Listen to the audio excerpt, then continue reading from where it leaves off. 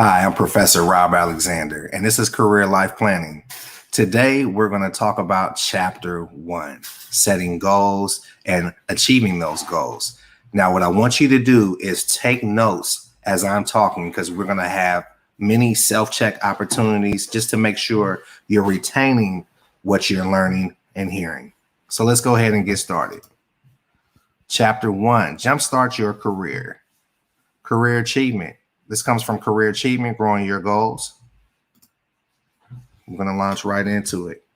So our learning objectives for today, our learning outcomes is number 1, to differentiate between a job and a career. Determine how to manage your career. Number 3 is recognize the role of effective goal setting in relation to career success. So understanding the importance of having a career mission before you create a career plan is crucial. Job versus a career. So a job is a work situation in which you earn money. That could be working at Walmart or working at In-N-Out Burger. But a career is a profession built on one's skills, passions, experiences, education, and preferences. So this is becoming an electrician or an architect or a computer scientist. This is a career, a vocation, an activity, or a hobby that is done for enjoyment in addition to one's regular work. So this could be being a freelance artist or being a DJ, even though those pays, those tend to be more vocations because it's based on a hobby. Gardening is something that is more of a vocation. So everybody has heard, do what you love and the money will follow, right? That really just means that the more you are into something, and if you put your passion and desire and that work ethic behind it, you can find a job and somebody will pay you to do that. Okay. So some people say that JOB stands for just over broke, right? But we don't believe that. But that does make sense when you think about it though, right? Because a work situation is to earn money, but you might not like it. You might like it or you might not. But a career, on the other hand, is a profession built on one's skills, passions, experiences, and preferences. So when you align your gifts, talents, and desires with your vocation, you have found your career. This will allow you to endure the parts of the work that you don't really enjoy, because in the big picture, you have the purpose and you actually like what you're doing. So career management. This should be a lifelong process. You want to be in control. It reflects on your values, your passion, your gifts, and your talents, right? So career management doesn't happen in a class. It does not happen in a class. Career management or career development is a lifelong process you unfold and build upon. Think of this metaphor. A job is like a sprint, whereas your career is like a marathon. You will train, plan, and gradually make your career happen with many unexpected diversions, peaks and valleys. And career management is very exciting because it has to do with your life. The best part is that you get to decide. It is totally up to you what you will do in the next 20, 30, or even 50 years. To get started in building your career, you need to have some inside work. And that involves reflecting on your values, your passions, and gifts and talents. You're going to hear me say that a ton of times throughout this course. So our first self-check is, what does JOB stand for? Right? Number 2, what is the difference between a job and a career? Number 3, explain the statement, do what you love and the money will follow. Okay. The importance of effective goal setting. Effective goal setting, learn to create and achieve goals, right? Goals help you move forward with a positive reinforcement. You want to have a winning mentality, create long and short-term goals, right? So learning how to create and achieve goals is crucial, not only for landing your dream job, but also for soaring in your career. All too often, long-range goals are neglected. The need to pay bills forces us to seek employment, a quick fix, a job that we may not be happy. So consequently, some of these jobs end up turning to careers by default. The result is often job dissatisfaction, right?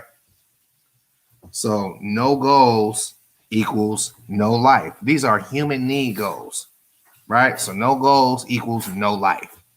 Write down your goals. That's why our teachers are always telling us to take notes. Write down your goals because you retain it. You remember it. When you get started on your career path, writing goals reinforces your thoughts. Your attitude is a determining factor in your career success. So in order to change your life, you have to write down your thoughts.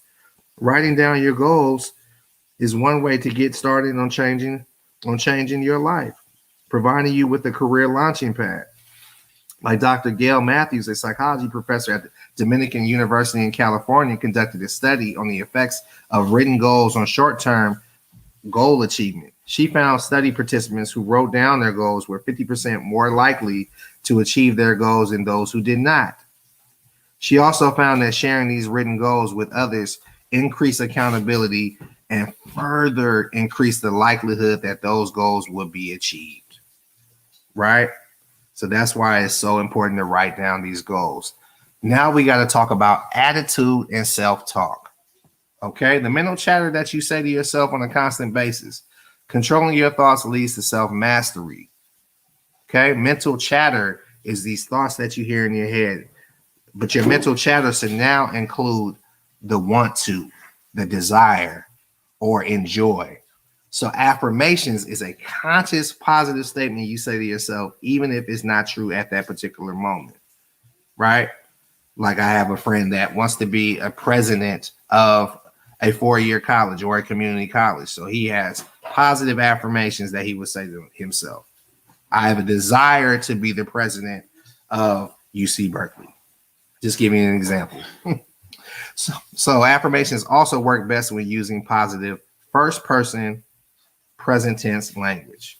Okay, your attitude is often driven by conversations that you have with yourself. Okay, it is believed that up to 90% of the mind's constant chatter is irrelevant to what you actually have going on. There is another reason why worrying is a habit to break. Remember that worrying is a negative goal setting. If you tell yourself that there are no good jobs out there, chances are you won't find any.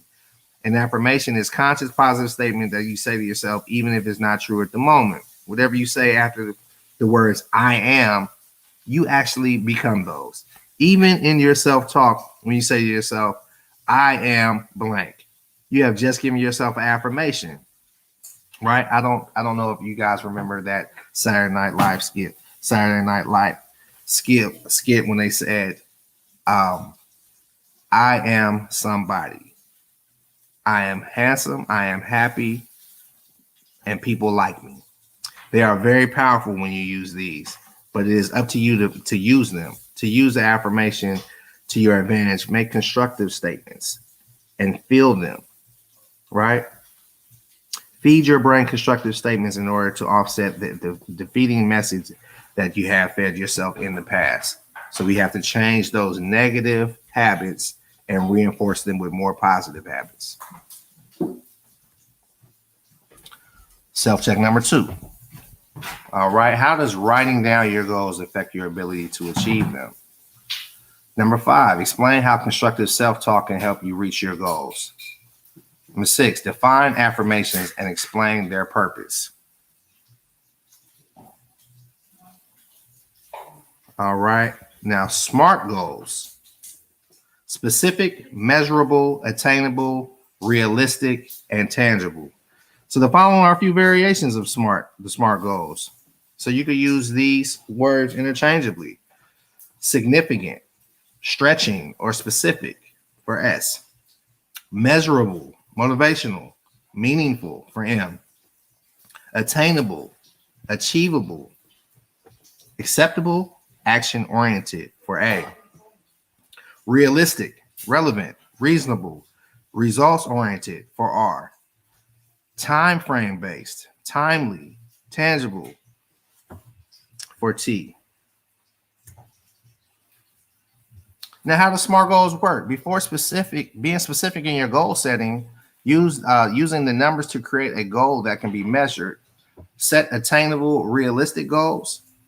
Your stretch goals, a goal that is large enough to create the energy and motivation needed to achieve it, right? So again, I'm going to reinforce writing down these goals because when writing the goal, it's important to be very specific. For example, compare I want to be a manager to I want to be a financial manager in the healthcare industry. You see the difference? The work you do now to create specific career goals will help you when you learn to write your resume and career summary or objective in later chapters. Now, self-check. All right, number 7 says, what does the acronym SMART stand for? Number 8 is, what is a stretch goal? Number 9 is, why is it important to set new goals once you get close to achieving your current goals? Achieving your goals. Step 1, I'm going to be beating you over the head with this, right? Step 1 is to write down what you don't want. Step 2 is write down what you do want. Step 3, write your goal statement using the SMART acronym. Okay. Step 4 is use tools. Okay, whether it is a poster, whether you're putting it on your iPad, laptop, PC, use those tools at your disposal. Some people go as far as using a tape recorder and playing it back. So step 5 would be focus, get clear, and take action. Your career mission statement. A career plan is a series of steps taken over a period of time in order to achieve a desired career, right? Your career mission statement is a brief description of your overall career purpose. Ask yourself, am I doing what I say I want to do with my career? A career mission statement, again, is a brief description of your overall career purpose, what you are doing, what you plan to do. It's a broad statement. And writing these down will help you achieve them. When you look at any of your career goals, it should be able to fit within your career mission, right? So in other words, think of your career mission statement as an umbrella for your career goals. Companies and organizations have mission statements, so all the activity is aligned to that common end as stated in the mission statement. When you make choices in your career, you can ask yourself, is this a choice going to take me closer to my career destination? As you move closer to your career destination, you will know more about yourself and your profession, and your career mission will change based on your new insights, right? So now we're going to talk about creating a portfolio. This helps you keep your documents aligned and organized, and this also serves as a professional presentation for career documents. These can be hard copied or stored electronically. Okay. So consider posting your portfolio documents on a personal website, on a career site such as LinkedIn, or if you work in a creative field such as graphic design, web design, or photography, on a platform such as Behance. If you prefer to limit access to your portfolio documents, that's fine, but you can keep them in a digital folder on Google Drive or even on Dropbox and share these links or the folder with prospective employers all at once, right? It's just a seamless way to keep things organized. All right, self-check. Number 10, why is it important to determine your career mission statement before creating your career plan? Number 11, what is a portfolio and when is it used? Number 12, after reading this chapter, how can you examine your goals to make a better career choice? Chapter summary. Know the difference between a job and a career, right? Define career management and what it means to you. Know how to work towards your career achievement. Skill and term check. Number 1 is, what is the difference between a job and career? And again, all of this is going to be posted online. Number 2, can career management be learned in a classroom? Why or why not? Number 3, why is it important to have career goals? Number 4, how can changing your self-talk assist you in attaining your career goals? Number 5, what is the purpose of a career mission statement? And how can having a portfolio help you in career development?